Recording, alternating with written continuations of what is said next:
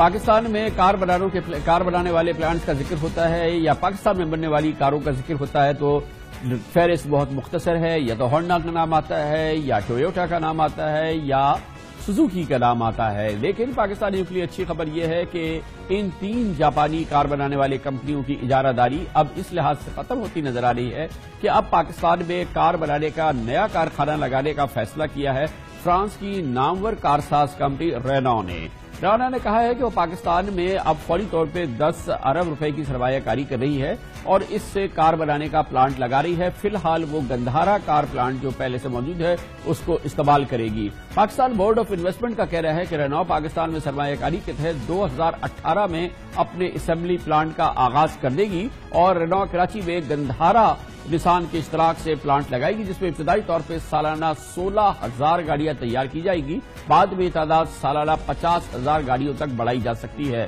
یہ بہت امپورٹنٹ بات یہ ہے کہ پہلی بار ایک یورپین کمپنی ہے جو پاکستان میں گاڑیاں بنانے کا ایک کارخانہ لگا رہی ہے اور پاکستان میں گاڑیوں کی مارکیٹ پر عرصہ دراز تک جیسا کہ میں نے آپ کو بتایا کہ جیپنیز کار مینوفیکچررز کا راج رہا ہے. اطلاعات کے مطابق رینو پاکستان میں فی الحال 1500 اور 1200 سی سی کی گاڑیاں بنائے گی اور اطلاعات یہ ہے کہ اس کی قیمت جاپان کی ہم پلہ گاڑیوں سے کم رکھی جائے گی. اس پر مزید بات کرتے ہیں اور اس کے لیے ہمارے ساتھ موجود ہیں جناب ڈاکٹر مفتاح اسماعیل جو کہ چیئرمین ہیں بورڈ آف انویسٹمنٹ کے. بہت بہت شکریہ مفتاح صاحب. کتنی امپورٹنٹ بات ہے یہ بورڈ آف انویسٹمنٹ یا پاکستان میں انویسٹمنٹ کے لحاظ سے ظاہر ہے کہ بڑی اچھی خبر ہے.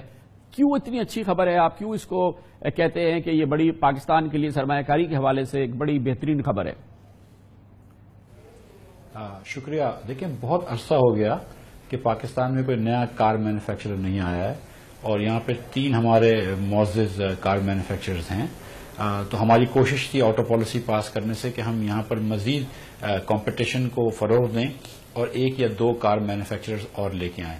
رینو دنیا کی ایک بڑی کمپنی ہے، یورپ کی ایک بہت بڑی کمپنی ہے، بڑی اچھی گاڑیاں بناتی ہے، بڑی مشہور کمپنی ہے اور اس نے پاکستان کے اندر آنے کا فیصلہ کیا ہے. آئی تھنک کہ یہ ہماری معیشت کے بارے میں بھی ایک بات کرتی ہے کہ دنیا بھر کو کانفیڈنس ہے ہماری معیشت میں، ہماری آٹو پالیسی کے اندر اور ہمارے کنٹری کے اندر جو حالات ہیں چاہے وہ لا اینڈ آرڈر کے حوالے سے ہوں دوسرے حالات ہیں وہ بہتر کی طرف جا رہے ہیں اور دنیا اب اس بات کو ریکگنائز کر رہی ہے کہ پاکستان جو ہے وہ بہتری کی طرف بڑھ رہا ہے. کیا ان کا پلیج ہے؟ کیا پلانز ہیں؟ کتنی انویسٹمنٹ کر رہا ہے رینو اور کیا پروڈکشن وغیرہ کے انہوں نے ٹارگٹس رکھے ہیں آپ کے ساتھ شیئر کیے؟ جی یہ تقریباً $100 ملین کا انویسٹمنٹ ہوگا انیشلی. یہ پہلے فیز میں 30,000 گاڑیوں کی پروڈکشن کیپیسٹی سیٹ کریں گے نسان کے گندھارا پلانٹ کے ساتھ جو ابھی 6,000 گاڑیوں کی کیپیسٹی ہے. دوسرے فیز میں اس کو 50,000 گاڑیوں پہ لے کے جائیں گے. یہ غالباً ایک SUV بھی لانچ کریں گے اور ایک سیڈان گاڑی بھی لانچ کریں گے. ہم یہ سمجھتے ہیں کہ یہ گاڑیاں پاکستان میں لانچ ہونے سے صارفین کو بہتر چوائسز مل جائیں گی اور ایک اچھی مناسب قیمت پہ گاڑی مل جائے گی. ایک تو یہ ہو گئی. جہاں تک روڈ کی بات ہے تو آپ کو جانتے ہیں کہ میاں نواز شریف کی بڑی پالیسی ہے پاکستان میں، پوری دنیا پاکستان میں موٹر وے کا جال بچھانے کا، چاہے وہ ویسٹرن روٹ سی پیک کا ہو یا ایسٹرن روٹ ہو یا دوسرے راستے ہوں. تو جس طرح روڈ بڑھ رہے ہیں اس طرح گاڑیوں کی ڈیمانڈ بھی بڑھے گی اور پچھلے سال بھی پاکستان میں 25% گاڑیوں کی ڈیمانڈ بڑھی ہے، گاڑیوں کی سیلز بڑھی ہے.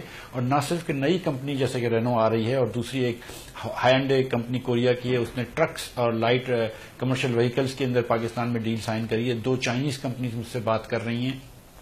اس کے علاوہ ہم فیٹ سے بات کر رہے ہیں تو اور بھی انٹرسٹ ہے. لیکن نہ صرف یہ کر رہی ہیں لیکن جو ایگزسٹنگ ہمارے بھائی کمپنیز ہماری جو کر رہی ہیں، ہونڈا والے ہیں، سوزوکی والے ہیں، وہ بھی ایکسپینشن کر رہے ہیں اور ہم چاہتے ہیں obviously کہ وہ بھی ایکسپینشن کریں اور ان کا بھی کاروبار مزید ترقی کرے. یہ جو ہماری اس وقت روڈز کی حالت ہے اور جس پہ آلریڈی جیسے کراچی شہر جہاں پہ پلانٹ لگ رہا ہے جو ٹریفک کا حال ہے، دوسرے بڑے شہروں میں بھی بہت بھیانک ٹریفک کی صورتحال ہے. یہ مزید کمپلیکیٹ ہوگی. اچھی خبر تو ہے اور گاڑیاں میدان میں آئیں گی اور گاڑیاں سڑکوں پر آئیں گی. دیکھیے جیسے کہ اس ملک میں اگر پاپولیشن بڑھ رہی ہے، آبادی بڑھ رہی ہے، ہماری آمدن بڑھ رہی ہے، اگر ہماری GDP بڑھے گی تو پاکستان میں گاڑیوں کی تو ظاہر ہے کہ کھپت بڑھے گی. پاکستان تو بہت ہی انڈر موٹرائز کنٹری ہے، بہت کم گاڑیاں پر کیپیٹا استعمال ہوتی ہیں.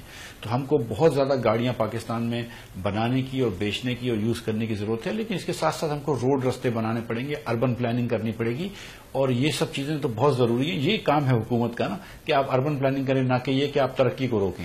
دوسری جو بات آپ نے کری پولوشن کی، ایک دم صحیح بات ہے آپ کی، اور اب جدید ٹیکنالوجی سے آپ کو پتا ہے کہ ایمیشن سٹینڈرڈز کافی بڑھ گئے ہیں دنیا کے، اور جو پولوشن گاڑیاں کرتی ہیں وہ کم سے کم ہو گئی ہیں۔ ہم نے اس کو اچھی طرح انفورس نہیں کرا ہے، بہتر طریقے سے انفورس نہیں کرا ہے۔ اب ہم نے یہ بات کری ہے، اسحاق ڈار صاحب اور میں گئے تھے پیرس، ڈار صاحب نے ان سے بات کری ہے، اور ہم نے یہ ان سے رہنے والوں سے کروائی یہ بات کہ جو گاڑی پیرس کے روڈوں پہ چلے گی وہی گاڑی کراچی اور لاہور کے روڈوں پہ چلے گی، کوئی ڈفرنٹ سٹینڈرڈ نہیں ہوگا، وہی پولوشن ایمیشن سٹینڈرڈز ہوں گے، وہی انجن ایفیشنسیز ہوں گی، وہی فیول ایفیشنسیز ہوں گی، وہی سیفٹی کے فیچرز ہوں گے، اور انشاءاللہ تعالی ہم جو انجینئرنگ ڈیولپمنٹ بورڈ نے پالیسی تجویز کری ہے، انشاءاللہ تعالی اس کے اندر آپ دیکھیے گا کہ over the next few years gradually with an evolutionary approach ہم پاکستان کے تمام جو گاڑی مینوفیکچررز ہیں ان کے ساتھ ہم وہ سیفٹی کے سٹینڈرڈز وہی لے آئیں گے جو کہ بین الاقوامی طور پر مہیا ہوتے ہیں۔ بہت بہت شکریہ جناب مفتاح اسماعیل ہمارے ساتھ تھے۔